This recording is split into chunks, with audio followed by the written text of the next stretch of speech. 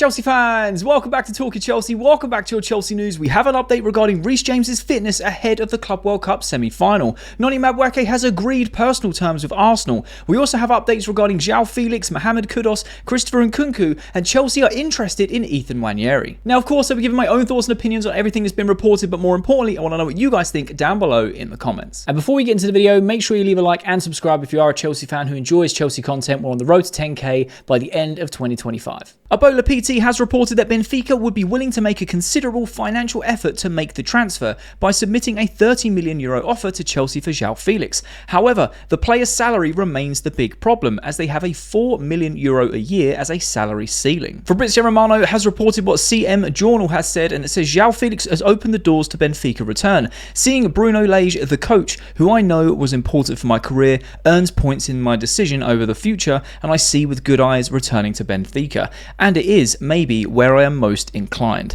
Now, I find this very interesting. We spoke about this recently, probably last week, regarding Joao Felix's Chelsea future. And again, it's one of those players where the writing is on the wall, which is very unfortunate for a big portion of Chelsea fans, myself included. I was a big fan of Joao Felix. I know that his output and his GA isn't amazing, and he kind of struggled for game time in this period where we bought him on a permanent. In his first loan spell, he looked to impress. I just like watching Joao Felix play. He kind of glides past players. He's got a great first touch. He's very technically gifted, but I will admit that he's fine. Everything in the final third is just poor. His output is poor. He doesn't convert enough. And also, we now know that the Joao Felix was a mate wait for the Conor Gallagher deal. So Enzo Maresca just didn't really want Joao Felix as a player. The writing's on the wall. Chelsea looking to get rid of him. Obviously, we loaned him off in January to AC Milan. Even AC Milan were like, we don't want him. You can send him back. They sent him back. They confirmed that a couple of weeks ago or last week. And it looks like Joao Felix could be going, back as like a fairy tale ending to Benfica. The problem is the wages. And look, I feel like Chelsea will probably sell Joao Felix for around €30 million just to get him off the books if they are that inclined to get rid of him. I don't think that they will try and lever Benfica to more money, knowing that this could be one of very few options for Joao Felix to leave the club and for us to kind of at least make some money back, right? So it will just be down to the player, I'm assuming, when it comes to wages. If Benfica have a €4 million a year ceiling, down to Joao Felix, what does he want as wages? Obviously, he took a wage cut to go to Chelsea, which we massively appreciate. He agreed with the wage structure, and he even said before, like, it makes sense. You basically earn. You play well, you earn your wages, as simple as that. So it'll be very interesting to see if Joao Felix has this emotional connection to Benfica, which we know he does. Whether he's willing to really reduce his wages to about €4 million a year. I don't know what that works out on a weekly basis. Don't know how much less that is than what he's currently being paid at Chelsea. But it'd be very interesting to see if this transfer happens, or if there is a very slim chance that Joao Felix could worm his way back in to Chelsea's first team and earn some minutes. I personally feel like I said, the writing's on the wall. Joao Felix will be going this summer. It's just a matter of who is going to pick him up and what is agreed between the player and the club. If he really wants to go back to the club that kind of put his name on the map, it depends whether he drops his wages. Do you think he'll drop his wages? Do you think he'll kind of stand his ground? He's already done that for the likes of Chelsea before, so it seems like he's not all about the money for him. He just wants game time, wants to settle in, and wants to get a good run of form, because unfortunately for him, he is touted about all the time in every window by his agent. I could only imagine the sort of money he's racked up between agent fees and transfer fees in his career. It's been absolutely wild for him. So I'd love to know your thoughts and opinions down below regarding Joao Felix to Benfica. Do you feel like this transfer could realistically happen? Do you feel like Joao Felix will drop his wages, or will he dig his heels in? The Mirror have reported that Chelsea have told Manchester United they will have to pay £35 million if they want to sign Christopher Nkunku.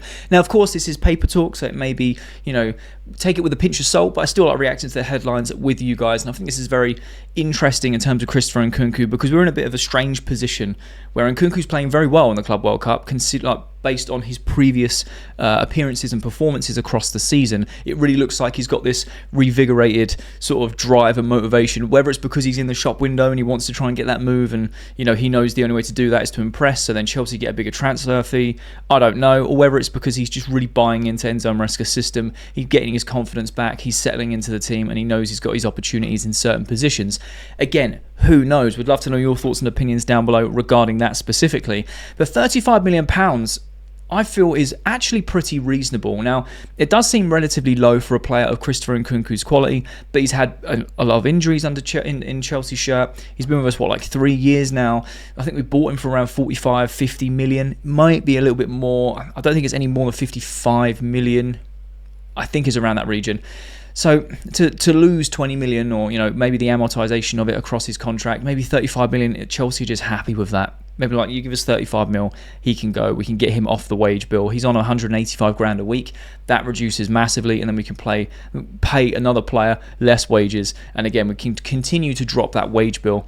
And, if Chelsea are breaking even or making money on a player, then I don't see them having an issue with it.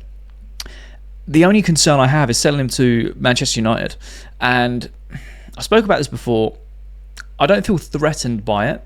I think Manchester United are in the middle of a massive rebuild. They've obviously signed Cunha. They're looking to go for Mbeumo and get that over the line. They then sign Nkunku.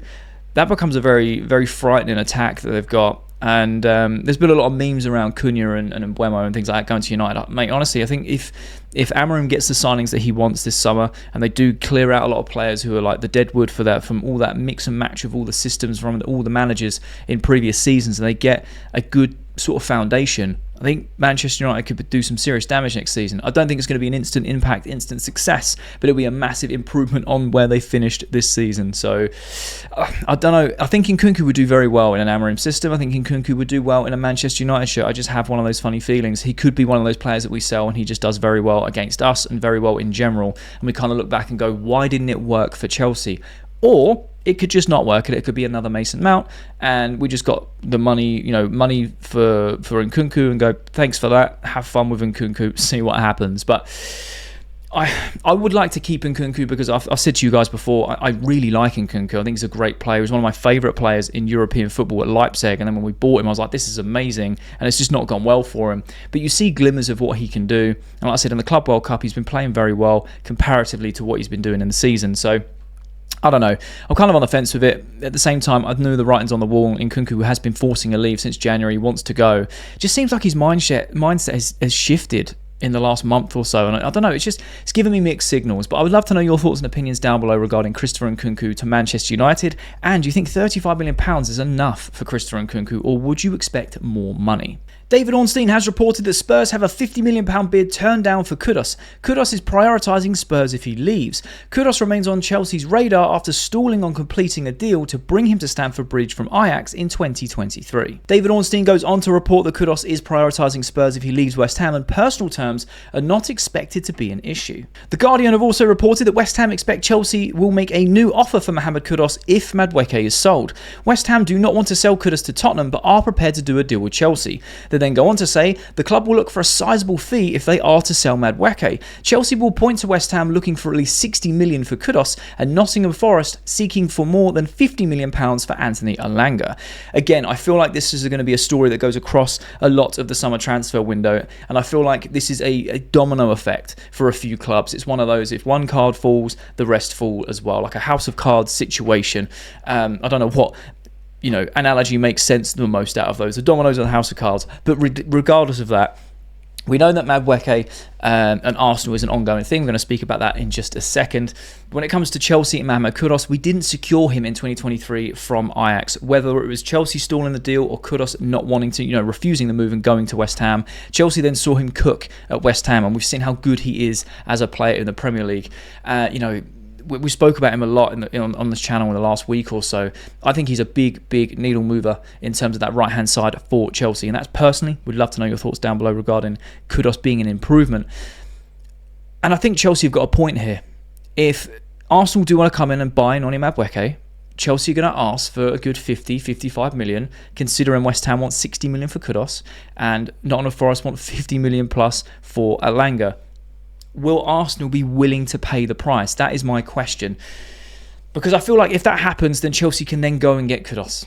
It's essentially Arsenal funding a move for Kudus. And I think that is incredible business on Chelsea's part. I feel like for Arsenal, they get their man. West Ham get their money for the player. If the player is happy to go to Chelsea, because that's the other thing you have to kind of think about, is you have a hurdle. You have club-to-club negotiations and obviously player-to-club negotiations. If Kudus is prioritising a move to Spurs and personal terms aren't going to be an issue, would there be a potential stumbling block that the club of West Ham and Chelsea agree and Kudus turns down what Chelsea offer on a personal agreement? Who knows? It's very rare that happens, but it has happened before. So it'd be very interesting. I really think Kudus would be a massive improvement for Chelsea, and I would love to see him in a Chelsea shirt. He's a workhorse, and we can list his qualities like I have done in many, many videos. But I think it's going to be one of these complicated transfer domino effects where what happens with Madueke happens with Kudus. There's also another player that we're going to be speaking about later in this video, which could be the third of like an awkward transfer triangle potentially. But I would love to know your thoughts and opinions down below regarding Mohammed Kudus to Chelsea. Do you think this happens this summer? Do you think this is the only opportunity Chelsea will have because we have missed out on him on that 2023 transfer from Ajax? And what do you think the real breakdown was there for it? We've heard that Chelsea stalled on the idea. We also heard that Kudus turned down Chelsea, and then we went for Cole Palmer instead. What do you think really happened? Or do you think that Kudus would be a good fit for Chelsea? Do you feel that this transfer happens? Let me know your thoughts down below in the comments. Reece James has posted on Instagram that he is fit and well and ready for Tuesday. And this is a massive lift for us Chelsea fans. Now look, we won in convincing fashion in the quarterfinals against Palmeiras, and we were without Reece James. Then it was almost like a bittersweet thing because we know that Maresca was going to play Reece James in midfield, and a lot of Chelsea fans, if not all Chelsea fans, are just against that idea. We don't think that it works. Reece James is not a midfielder. He can invert when he's playing right back going in, and he does okay at that. But playing in midfield, yes, he might have the qualities of it, he might be getting used to it, but it just doesn't work as effectively as Reece James being a right back. He is world class as a right back, one of the best in the world when he's playing right back. We don't want to see him in midfield, and because he was injured in the warm-up, or a precaution to remove him from the squad, or the first team lineup, just in the warm-up from that game, we placed Andre Santos in there, and he had an incredible game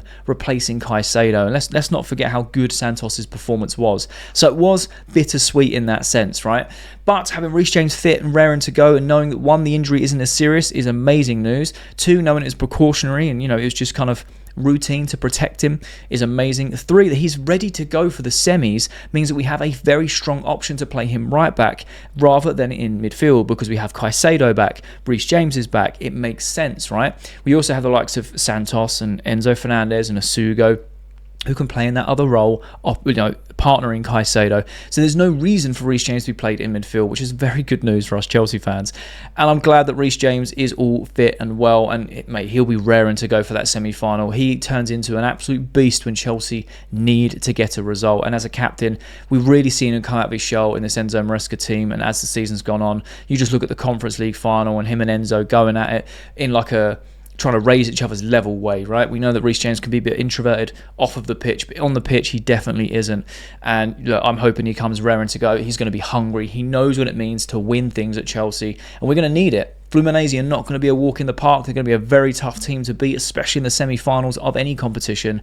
So we need our best players. The only unlucky thing, which I'll speak about in tomorrow's video in the preview, is we are without Levi Colwill because he has been suspended, and Liam Delap, he has also been suspended for picking up yellow cards. So it'll be very interesting to see what shuffle around is, but the good news is Reece James is back and Moises Caicedo, so that does give us a lot more confidence. So let me know your thoughts and opinions regarding Reece James being fit, ready, raring to go for the semis in the comments. Do you prefer him in midfield? Do you prefer him at right back? What are your thoughts regarding his positions? Fabrizio Romano has reported more on Noni Madueke to Arsenal story reported earlier today.